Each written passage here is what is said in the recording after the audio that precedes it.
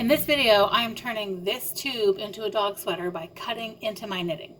I swear it is much easier than it seems.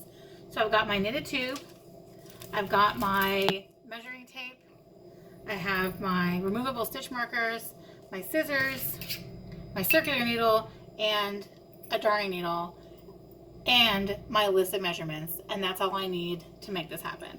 So before I place my guides from my list of measurements, first I'm just going to mark the middle of the back and front of this sweater so that I have those guides to start with.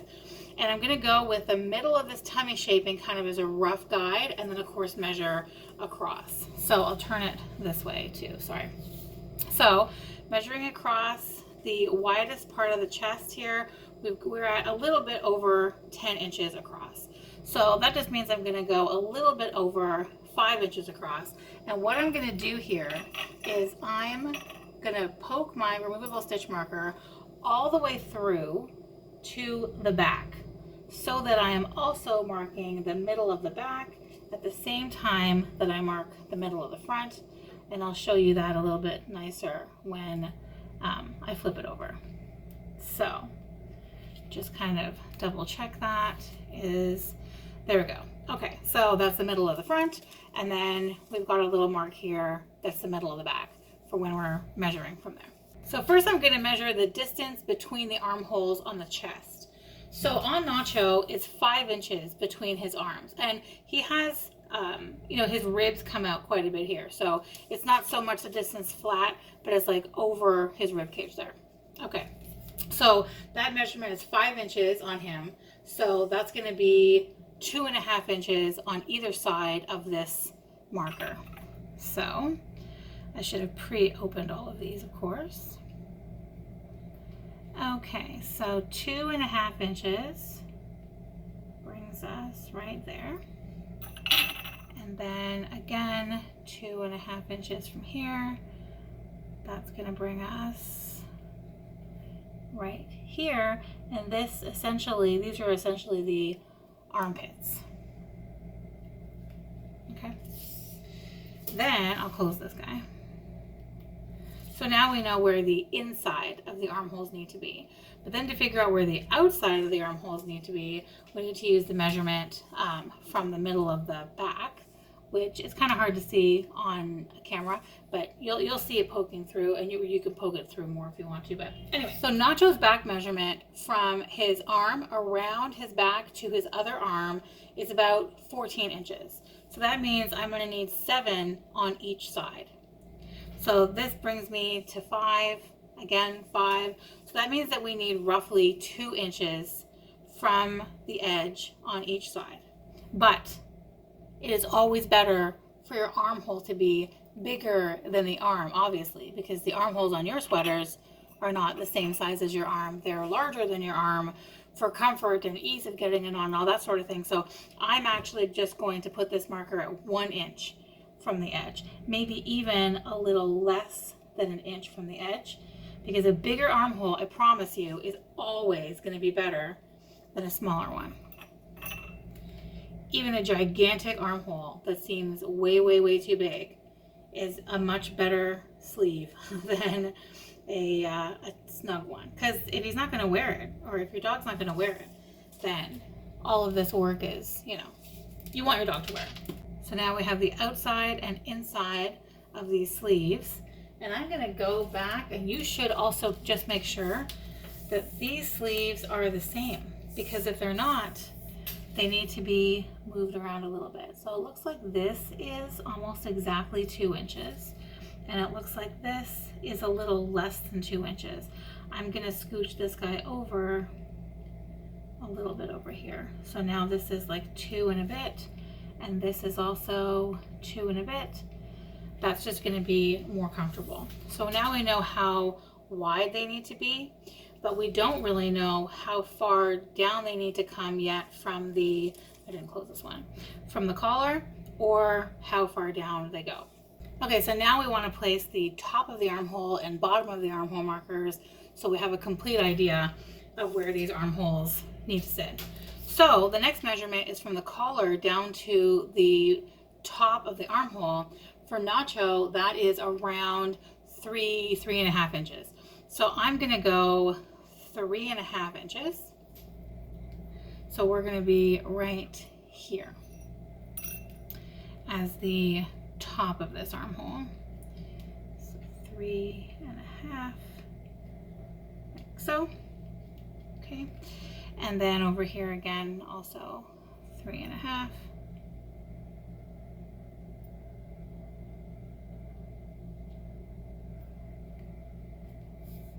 This is straight here. I want it to be on the same row as these dots, so it's all together. Okay, 3.5. Great. The measurement for where the bottom of the armhole needs to be just depends on really how wide around your dog's arm is, because again, you want this hole to be a lot larger than his arm, both for slipping it on and off and also for overall comfort. So for Nacho, the depth of his arm is about 2 inches. So I'm gonna go ahead and do about 2.5 inches. Wow, I took exactly the number of stitch markers that I needed. Okay, so 2.5 inches from this marker. It's gonna bring me down. I'm gonna lose 2 whole dots.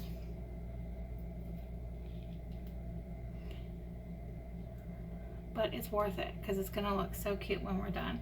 So we're at the very top of this top of that first dot. Okay, so now I can take out this middle one because we don't need that anymore. So now we know where the hole needs to begin, where the hole needs to end. They seem gigantic, don't they? So where the hole begins and ends over here, and then the side of where it begins and ends.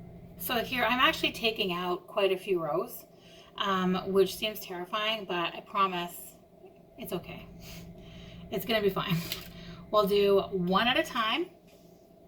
It's gonna be okay. All right, so the very first thing you wanna do is secure the top row of stitches. So these stitch markers over here on the ends, they're just there for a guide. This one is the really important one because I need to know where we're first gonna go in through. Now we're just gonna put all of these guides to good use. So what we've got here is the inside of the armhole, the outside of the armhole, the top of the armhole, and the bottom of the armhole. Sorry, the bottom of the armhole. I realize it looks gigantic for a smallish dog, but you also kind of have the top of the arm, which is kind of big, and you want it to be able to slip on and off easily. And an armhole that's too big is not going to hurt anything, but an armhole that's too small might make the sweater be literally unwearable. So this is how far up it needs to come. And then I just kind of come over here to see, okay, we're on the second stitch here of this dot, and we're 1, 2, 3 up from the bottom. So we're just gonna go in right here, and you're gonna pick up one leg of each stitch all the way across until you get over here.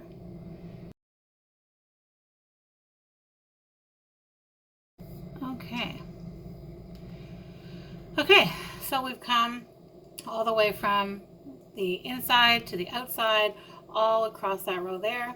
And now we're just gonna do exactly the same thing down here. So I'm actually gonna remove 2 whole dots and like half of this dot. I'm not gonna remove any of this dot because I'm just gonna come down to this first row right here. So I just wanna make sure I'm on the right row down here.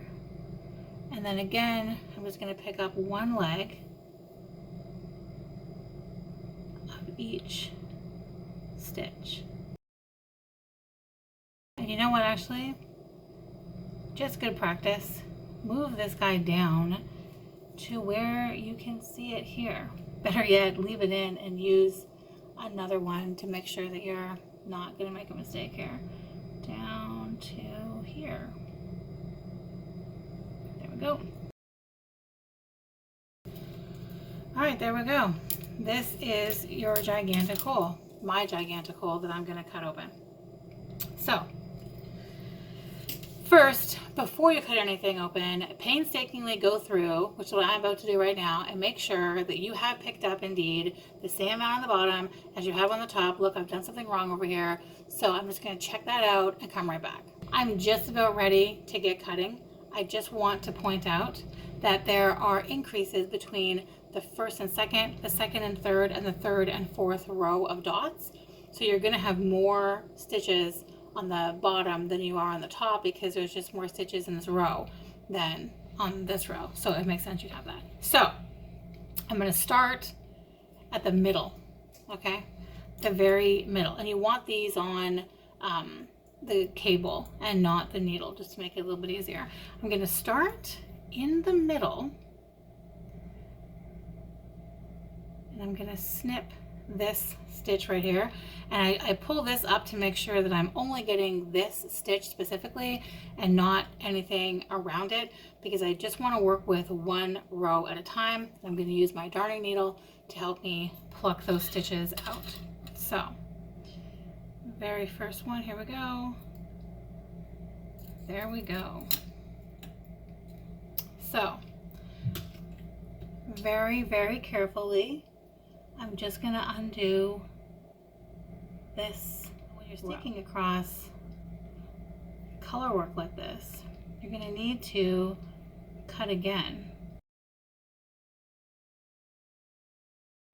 So right now I have one dot that I can poke my finger right into, one dot that's completely open. I'm going to go ahead and do this one, and then I'm going to come down here and do these two, and then the rest of it is just going to be the solid color. So I'm going to remove those dots and come back.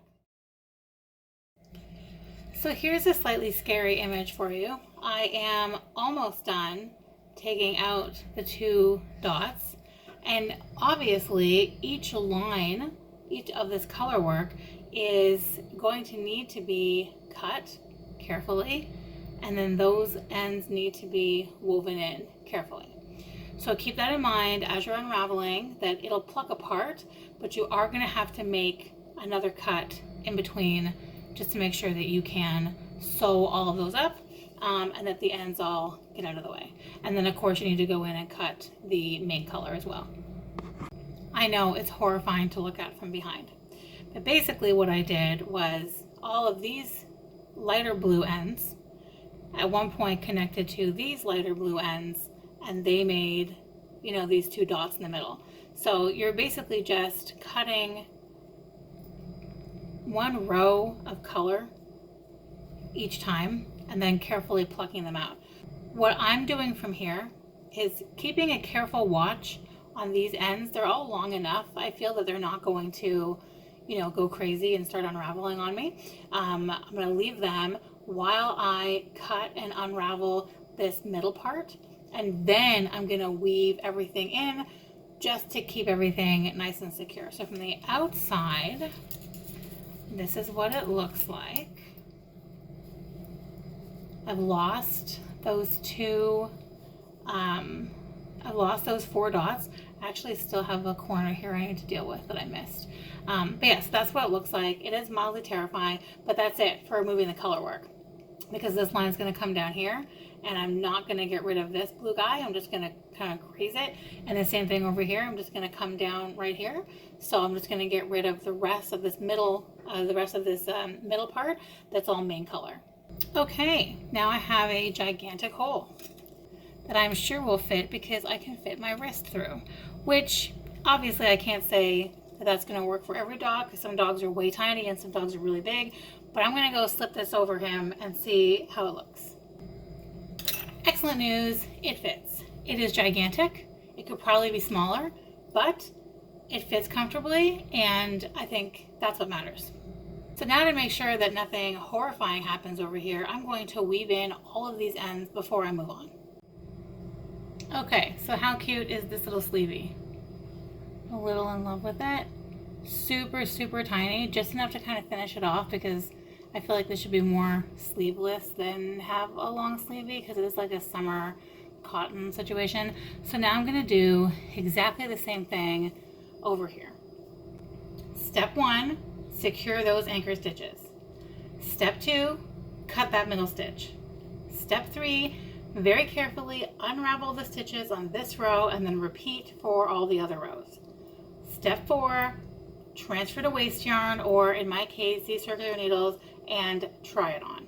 Step 5, hopefully, if the try on went well, you're weaving in your ends, picking up these stitches, and knitting a teeny tiny sleevey to match the other one. So as promised, this is my current sweater with the armholes steeked into it, and the first sweater that I steeked armholes into.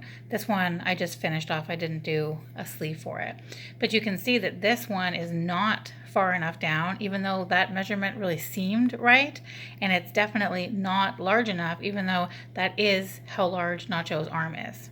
So you really want to do this further down than you probably think, and the armholes definitely need to be larger than you think they do. Try it on, measure again and again, and always go bigger for comfort.